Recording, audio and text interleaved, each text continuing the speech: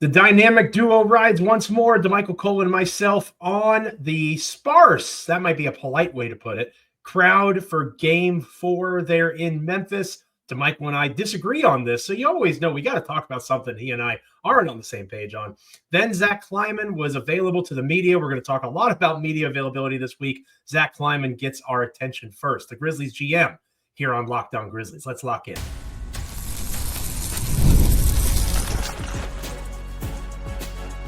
You are Locked On Grizzlies, your daily Memphis Grizzlies podcast, part of the Locked On Podcast Network, your team every day.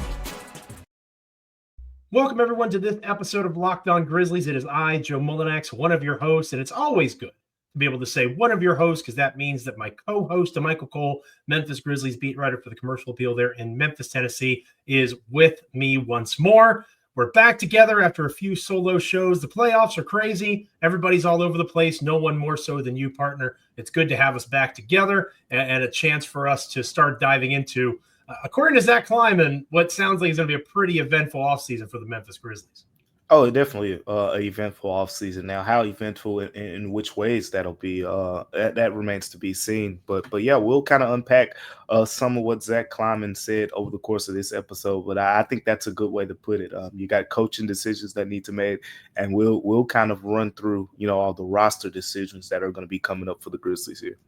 This episode is brought to you by the Amazon Fire TV Stick 4K. Turn any TV into your Xbox. No console needed. Head to Amazon.com/Fire TV Locked On to learn more. Again, Apple, Spotify, Amazon, YouTube, Google, literally anywhere you get podcasts, you can find Damichael and I each and every time an episode drops here at Locked On Grizzlies. Make sure you're subscribing to our Locked On daily newsletter as well. It is free and available to you every weekday. Grizzlies words from me, NBA analysis, fantasy basketball advice, and so much more as the playoffs grind on. Unfortunately, that's not the case for the Memphis. Completed on Saturday. Media availability for the end of the season was yesterday, and we'll talk more about that throughout the week, right? We're officially in off-season mode. So Damichael and I are grateful that it was an eventful end-of-season media availability because there's lots of things for us to break down this week here on Locked On Grizzlies as April becomes May. But we're going to put a bow on Game 4 because I don't know if you know, you're a very busy guy, and I'm sure one of the last things on your mind is my social media feed. But I was very busy on Saturday. Very busy. You're working, Joe. Well, you got to build the brand, right? You got to build the vibe. I mean, you got a brand. You got a brand, but I went to bed on Saturday night having two fan bases mad at me. The Grizzlies and the Thunder fan bases were fired up. John Morant sounds like he would have agreed with me, though. We'll talk more about that later on this week. But I pointed out, as you and others that were actually in attendance covering the game for Game 4, it was kind of like the hair on my head. It was sparse. The FedEx Forum attendance was sparse. There were not very many folks in attendance. It looked like it was about 2/3 full. And again, you were there physically, so you could tell me if I'm off on that. Looked like it was about 2/3 full from the top part of the stadium. Obviously, the further away, the cheaper the ticket, all the way down to the lower bowl. There were a couple of shots during the game where there was one dude like eating rendezvous barbecue nachos by himself, like 10 seats open around him. It just wasn't a good look for Memphis. And I didn't say this on social media because I really didn't want to piss people off. But this is our podcast partner, so I'm going to unload the clip here. Correct me if I'm wrong. You would know better than anybody, except for maybe Jeff Calkins. Isn't there a lease coming up soon or some sort of lease negotiations with the Memphis Grizzlies and FedEx Forum and trying to get the Grizzlies to sign long-term to stay in Memphis? Exactly. It's Game 4 of a playoff series, right? Yep. You were up in the game that had happened before by 20-some points. And I understand that your star player got hurt, and I understand, obviously, the massive collapse occurred. Your city has one professional sports franchise, one, the Memphis Grizzlies. And you don't sell out Game 4. Not only do you not sell it out, or three. Or three. Either game doesn't sell out. And both of those games are pointed out by national media figures saying, that's interesting that they were not able to sell out those games. That was not something that was just brought up by me. That was noticed on the NBA on TNT crew. That is something that What did they say? Just curious. I mean, if you they just pointed out that there was a lot of empty seats. Like it felt like a defeated, to me. The TNT folks didn't say that. This is me. It felt like a defeated city. It felt like a defeated fan base, and maybe that's true, Damichael. But I struggle with being a fan of this team since 2011. Yeah. And thinking back to that group and all of the different teams that I've seen come through that place. And they lost by 2 in game 4. They actually competed relatively well. They did. So I had an issue, and I called it embarrassing. And I stand by that. I do think it was embarrassing that place was not packed. The people that were there, it came off well on television in terms of noise. They mic'd the building well, that sort of thing. But the energy was good from the people that were there. But I had an issue with the fact that so many weren't. And there were a lot of folks that took issue with that on social media. And you and I didn't necessarily argue about it on social media, probably because, we have a podcast together. We can talk about it. But you said kind of the opposite on social media. And I'll let you explain your point of view. But I thought it would be a good way to kind of tie a bow on game 4, since you and I weren't able to be together for the preview or the review of that game. Just to kind of revisit that, I had a problem with the lack of fan support in game 4. It sounds like you did not. Yeah, in short, for me, this isn't on the fans. And that's in short. But when you peel back the picture here, here's how I look at it. And Joe, you've been a fan since 2011, so you can attest to some of what I'm going to say. We have seen the Grizzlies fan base show up during playoff time. And this isn't some recurring issue where it's like, another playoff series and Grizzlies fans aren't showing up. Like we have seen, and personally, since I've been covering the team, 2023, they showed up. 2022, both rounds against Timberwolves and against Golden State. When I covered the team in 2014, the Mr. Unreliable series with Kevin Durant and the Thunder. Yeah. Every game, I covered every game of that series at FedEx Forum, and they used to give you slips for sellouts. Maybe they still do that. But I didn't see that in my 2 games there in Memphis. No. You've obviously been to a lot more than me. They used to give you tonight's attendance, 18,119. And I have that number still memorized to this day because that's a sold-out crowd in FedEx Forum. That is absolutely true. Like the city has supported this team in the past. That's not a question. Yeah. But going off of that point, I think those crowds were less of a reflection of the crowd and just more of how people feel about the team that they saw in the second half of the season. And to me, that's fair because as a fan, you should want to see a trying team. You should want to see a team that's going out there and putting on its best effort. You know, the grit and grind teams at times, like they weren't necessarily, at the top of the championship chase and things like that. But fans showed up because you knew you were going to get great effort. You know, they could win any given night. Whereas you look at the way this series played out. Game 1, you get beat by 51. Game 2, you lose by 19. At that point, you're the 8th seed, and now you factor in how the second half of the season played out. You're talking about a team that went from the number 2 seed to just falling off of a cliff in the second half of the season. And as a fan, it's okay to demand more. Fans don't get to voice their displeasure in a lot of ways. And one of the ways you can kind of voice your displeasure is just not coming. And because that's going to, that affects is what people call the bottom dollar. And that's going to lead to some urgency, within the organization to do the things. Because at the end of the day, it's okay to me for the fan base to say, we want to see, a winning team put out on the floor. And this isn't about being front runners or anything to me, Joe, because who laid the championship expectations at the beginning of the season? The Grizzlies did. John Morant saying, we want to have a parade on Beale Street, and Zach Kleiman is saying we have championship expectations. You put championship expectations in the air as a franchise. Zach Kleiman on down. That was the expectation in Memphis. You have a number 2 seed going into the All-Star break. People at that point are thinking at least you're going to get to the second round.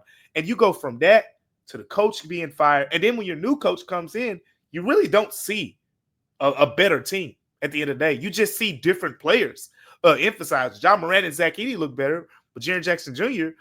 Kind of his play falls off a little bit. So the point is, the defense, the energy, all of that things. Fans are smart. They notice these things. I don't think people, one, had the confidence that the team was going to win. They're not spending their money out there just to go see a team that, quite frankly, to some fans, they just felt like they were checked out at that point. And I don't think that's a very incorrect, assessment. Now, granted, the Grizzlies played their butts off in I was about to say it is absolutely an incorrect assessment. They lost by 2 points. I mean, yeah, they lost by 2 points, but If you had told me after the way the game 3 ended with their superstar player getting hurt the way that he got hurt, you were physically there, Damichael. I could feel the air coming out of the arena. I'm sure you noticed it. People were destroyed by what happened to Ja. And for them to come back and compete the way they did in game 4. They felt good about how they competed in game 4. And they should. And I think that my thing is this, okay? Because I don't want to be that guy, but we are retiring the numbers of guys that if they played for more established franchises, they would never in a million years have their numbers retired. We are talking about a franchise whose greatest team in their history went to the Western Conference Finals and got swept by the San Antonio Spurs, unless you're like me and you remember the 2015 Grizzlies and you think that team is better. I will never let it go. Thanks a lot, CJ McCollum. Here is my point. If you are not going to support this team, everybody is looking for a reason to get them out of Memphis. And you know that. Everybody is looking for a reason. That is a fair point. Everyone is looking for a reason to get this team out of Memphis. I'm not saying it's a good reason. Every argument you just made is completely fair. But as a fan, you got a team with Ja Morant, Desmond Bane, and Jaren Jackson Jr. on it. You should want to see. I mean, you talked about the trade deadline, right? Sure. Sure. Your biggest move at the trade deadline was getting Marvin Bagley. As a fan, how do you voice your displeasure with that? I think you go and you chant "Fire Nico" at the game. Dallas Mavericks fans still went to the damn play-in games or the games leading up to it, and they chanted "Fire Nico." Yeah. Like, go to the game, support the team, and you can voice literally your opinion there. Let us know in the comments. Hit us up on X. I think we're going to have good discourse on this. I'm pretty sure people are going to agree with Damichael, but I'm used to that. I don't know, Joe. You might have some people on your side. But let us know how you feel. Damichael is on the side of the fans that didn't show. I thought the more people should have been there. Again, I want to point out, I think Damichael's points are very fair. I just am aware of the 40,000-foot view of this situation. And your point is fair. It makes a lot of sense, especially, like you said, with the lease agreements coming up and things like that. It is one of the bigger, most pressing long-term points of this team, for sure. And Zach Kleiman deserves to be held accountable, which is what we're going to be talking about the rest of this episode of Locked On Grizzlies. Stick around with us here. Today's episode of Locked On Grizzlies is brought to you by Prize Picks. Basketball, hockey playoffs are here, and there's no better time to turn your sports knowledge into real cash with Prize Picks, the top destination for daily fantasy action. Prize Picks makes it simple. Just pick more or less on at least 2 player projections, and you're in. You can even mix and match players across basketball, hockey, baseball, and more for a shot to win up to 2,000 times your cash. There's lots of ways that you can do this. Maybe Nikola Jokic for more than 25 points, Jaylen Brown for more than 4 assists. Maybe you're a hockey guy and you want to go Alex Ovechkin scoring more than 1 goal and Tom Wilson taking more than 5 shots on goal. The app makes it so easy. You can build a lineup in under 60 seconds with Taco Tuesday discounts, Flex Friday promos. There's even more value each week. Download the Gametime app download the Prize Picks app today and use the code LOCKEDONNBA. Again, that is Prize Picks to get $50 instantly after you play your first $5 lineup. That is Prize Picks, code LOCKEDONNBA to get $50 instantly after you play your first $5 lineup. Prize Picks, run your game. Shout out to Prize Picks. So Damichael, we'll close this episode over the next couple of segments talking about Zach Kleiman's media availability. Again, you were there on the ground, of course, in Memphis for this media availability. 1, 2, 3, Cancun, right? All those sorts of things, folks ready to get out of town. And we'll talk about various levels of the media sessions throughout the week. We'll start with Kleiman. Yeah. And my biggest takeaway from the session was that he made it very clear that what happened was unacceptable. Right. Yeah. And he talked a lot about the mistakes he made, and we'll cover that more towards the end of the show. Mm-hmm. But I was just really kind of taken aback by the acknowledgement of what you talked about earlier in the program. And in fairness to you, I 100% have said the exact same thing. I just would still go watch the crappy team all the way to the end. Yeah. But they 100% underachieved, and they 100% said it's a championship goal. It's a championship goal. And then they weren't able to execute that vision for a variety of reasons, but you can't be the guy that sets that standard, and then when it falls short, not own up to it. So if we're clearing low bars, at least Zach Kleiman acknowledged that what happened, especially the second half of the season, is unacceptable moving forward. And with that in mind, change is probably coming in one way or another. Yeah, he said we're not close. Those were his words. That was striking. Not close. That's the first time that I've heard that since I've been here. Covering the team since the 21-22 season. They won 56 games that year. They felt like they were on the cusp, right? Move here, move there, like they're on the up and up. And then the next season, Steven Adams' injury happens here, but you're at the 2 seed that season. So you still feel like you're close. The injuries happen, the year after that, last year. The injuries happen, so you're like, we get everyone back. We'll see what happens. But you still genuinely feel good about where you are as a team. There are no excuses this time. Yeah, some injuries happened, but you got to look at the bigger picture. Like I've pointed out more and more now that this group has one playoff win, one playoff series win, last 6 years, last 5 years, if you want to kind of include the tenure around Desmond Bane, John Morant, Jaren Jackson Jr., Brandon Clark, that group. One playoff series win in the last 5 years. And people will say, oh, injuries played a part. Each time they lost, pretty much. And I will agree. But at the same time, how many times do we need to see injuries play a part before, that is a fair point. Some people say availability is the best ability. And I've heard that a time or two. Yeah, you notice over the years when the Warriors went on their run, Klay Thompson was one of the more durable players in the league. Draymond was available. Steph had completely transformed his body from having all those ankle injuries early in his career to being available for those playoff runs. So that's part of it, being available. But yeah, that was the big takeaway for me. We're not close. That is not something that we've heard around here. But on a bigger picture, Joe, it was good for me to hear him say that. And I think the fans will feel the same way. And Joe, I think you'll feel the same way because the acknowledgement that the team isn't close is another indirect acknowledgement that we got to make some moves. We can't just, let's bring the guys back. And when we get healthy, look out for us. We're not close. You can't just do that. He also said, we're not a gritty veteran away from winning. I took that as we're not a Dorian Finney-Smith away from competing. For a Dorian Finney-Smith doesn't change the calculus for this team. And to me, again, that's another good acknowledgement because with that being said, if you're not a gritty player away, what do you really think the Grizzlies are away? And are you willing to do that? I think with the urgency that he displayed, they're going to be willing to do that. Now it's about how do you make that happen? So, I think all in all, it's good to hear what he said because now he's got to do something about it. This ties into our last segment here that we'll get into in a little bit. But, the him saying that it was unintentional, the quadrupling down on youth. And he'd been hinting at that a couple of times throughout this season. But he really said just we came didn't out, intentionally get young. Right. Yep. Right. Mm-hmm. He came out and just word for word said that this time. Right. And I think that acknowledging Jalen Wells, it's a success story. They nailed that second round pick, but that was supposed to be Marcus Smart. Like it was. He straight up said it. He said He, Jalen Wells took Marcus Smart's spot. He didn't say his name, but he was like, he beat out the vet. he was supposed to be playing in the G League. Like that was the plan. That was my plan for Jalen Wells too. Shout out to Zach Kleiman, locked on Grizzlies every dayer. But, we were on the same page on that.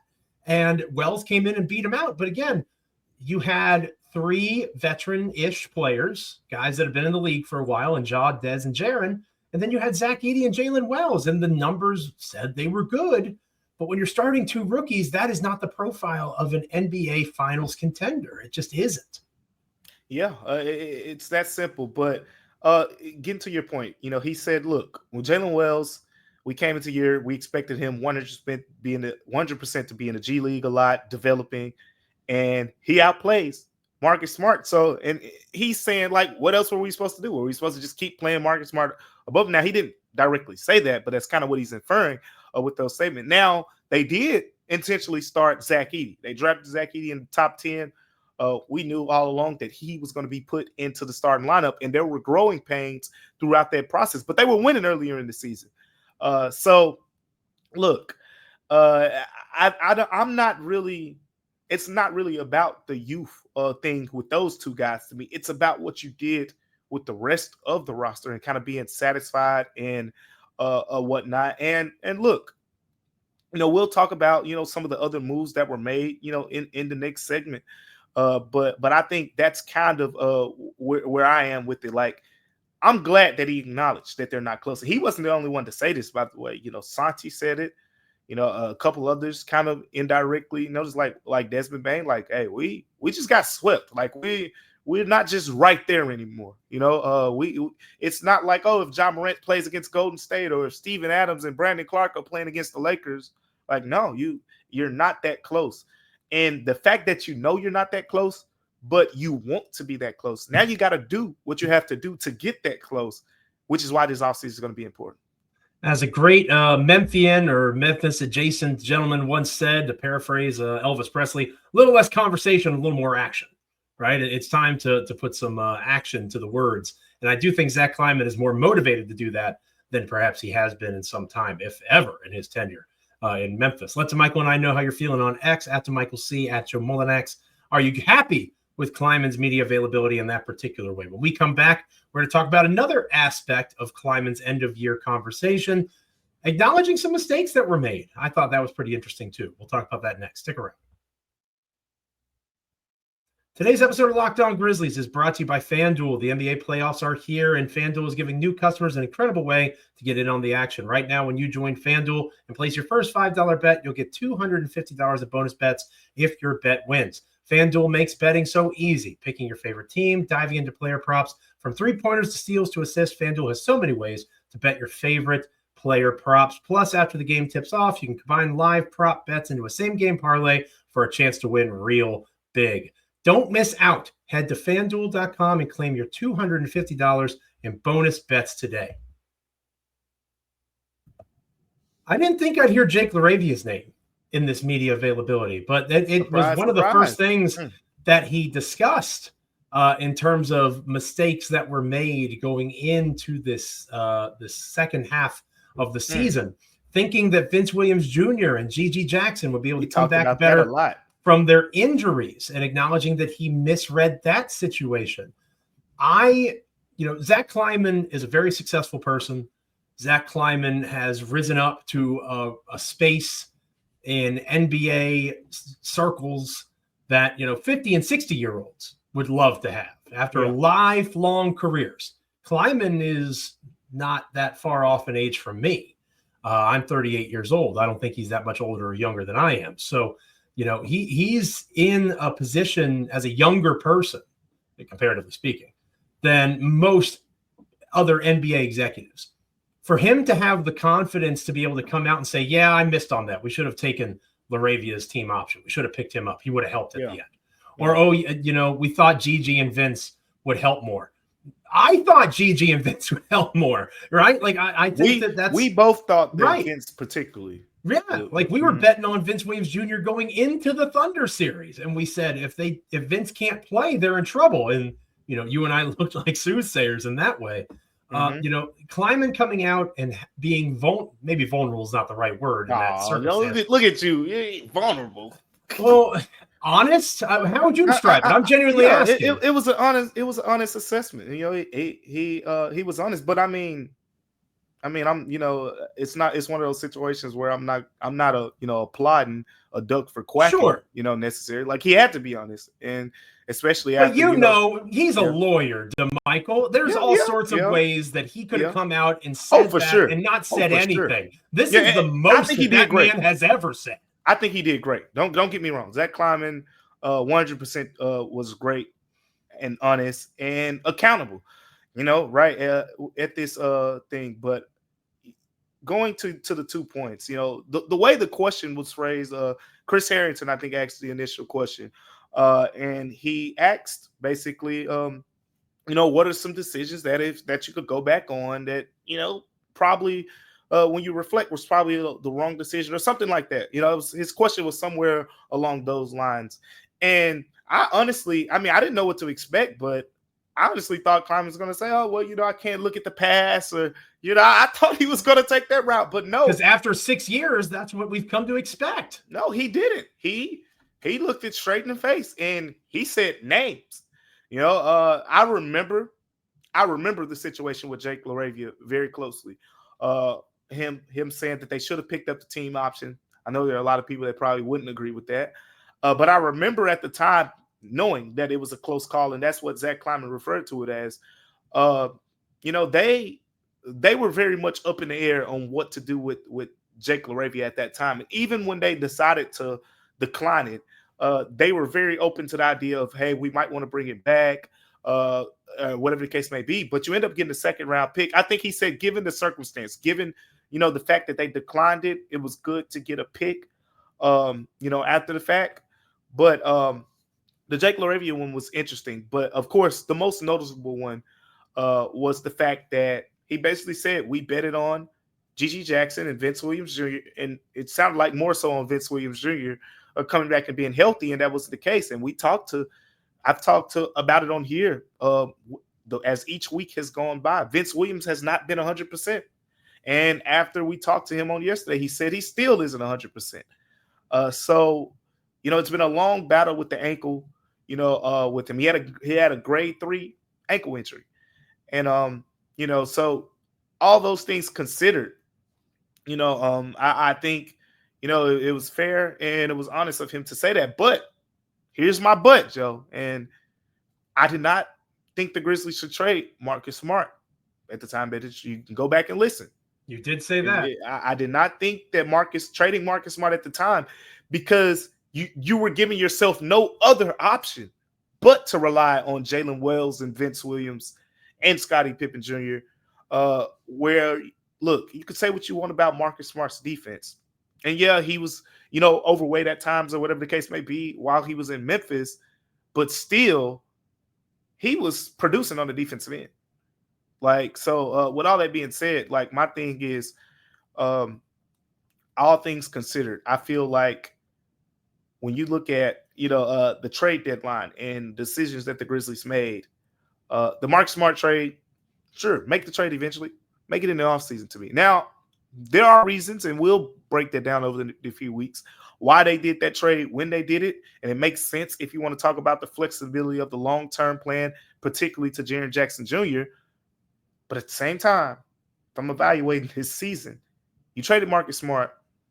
You didn't get any other wing in another trade back to kind of replace that role. So you gave yourself no other choice but to rely on Vince Williams off of an ankle injury and a rookie in Jalen Wells. So that I was not, in agreement with.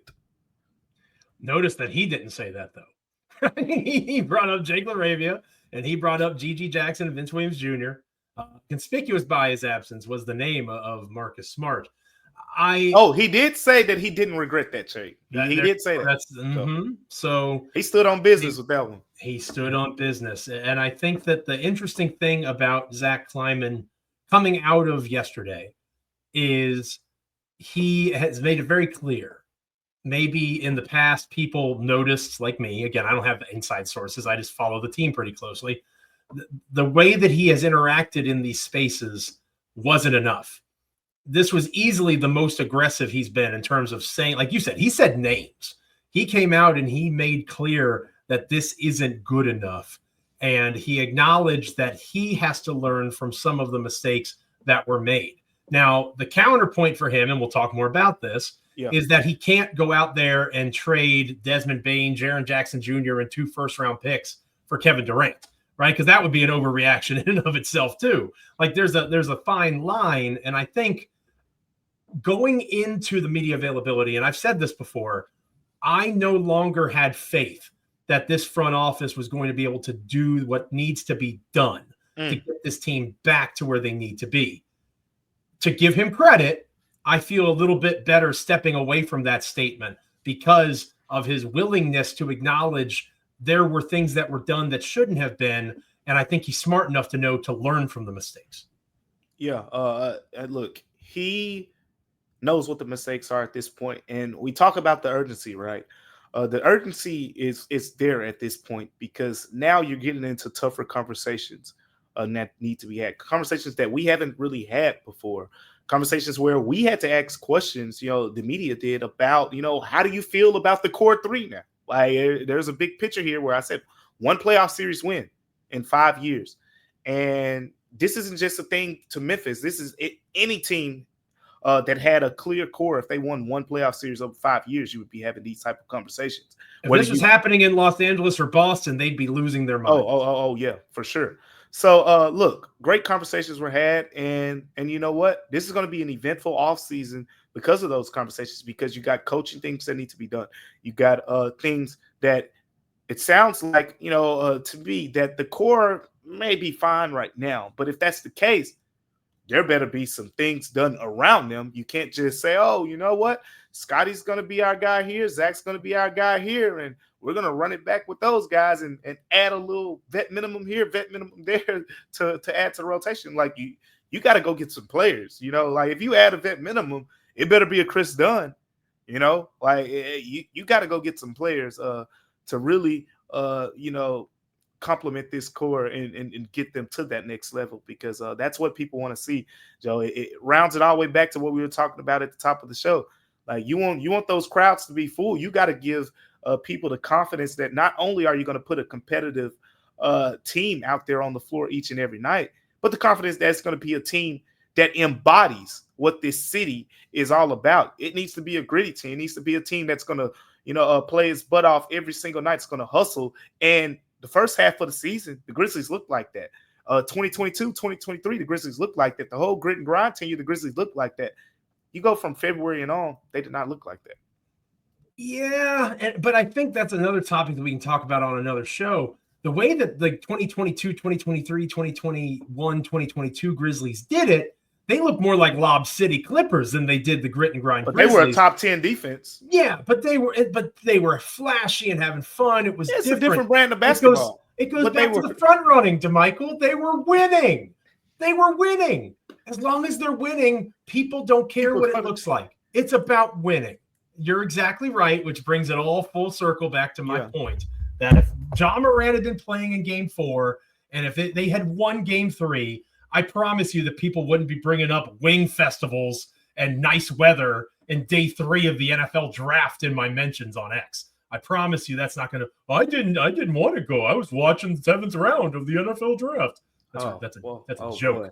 Yeah, exactly. Yeah, they sure did. I'm not making this stuff up. People think I just make things up. Like I sit there on my phone and look through my mentions and all my notifications, and I just come up with this stuff. Trust me, I have a wife and 3 children. I have other things that I should be doing. All right? I should be doing, being a better husband and a better father. On our next episode of Locked On Grizzlies, we are going to continue this conversation. Zach Kleiman, we didn't talk about it here because we're going to talk about it tomorrow, partner. Yeah. Tuomas Isalo got more of a note of support from John Morant than he did Zach Kleiman. I thought that was interesting. We'll talk coaching on tomorrow's show. Yeah, it's about that time. And, a couple of days ago, before the last day, Isalo was asked about, if he just wants the job. And his answer kind of ruffled some feathers. I don't think people really liked his answer. He said, yes, why not? That was his answer. And so, we'll get into it. And there's a lot to unpack there, too, on the future of the Grizzlies head coaching spot. That's a big part of this offseason as well. That was a pretty European answer. That's the way that I took it. But we can talk more about that on tomorrow's show. I understand why that may have ruffled some feathers, but him refusing to challenge things ruffled my feathers more. But I digress. Make sure that you are checking out tomorrow's show. We're going to talk a lot about coaching. And thank you for making Locked On Grizzlies your first listen today. For your second listen, go check out Locked On NBA Game Night. Every game, every night until an NBA champion is crowned, which will not be the Memphis Grizzlies, of course. Get local analysis on a national scale. Find NBA Game Night on Locked On NBA and YouTube, wherever you listen to podcasts. Thank you so much for being with us here today. Make sure you're liking, commenting, rating, reviewing, subscribing on Apple, Spotify, Amazon, Google, YouTube, literally anywhere you get a podcast. Make Damichael and I a part of your NBA and Memphis Grizzlies content consumption. Also, go check out LockedOnDaily.com. Subscribe to our free daily newsletter during weekdays. Grizzlies words from me, NBA analysis, fantasy basketball advice, and so much more. Damichael and I will be back tomorrow talking coaching in Memphis. Is Tomas Isolo the guy? Do they need to bring someone from the outside? We'll start that conversation tomorrow. Until then, stay locked in. See ya.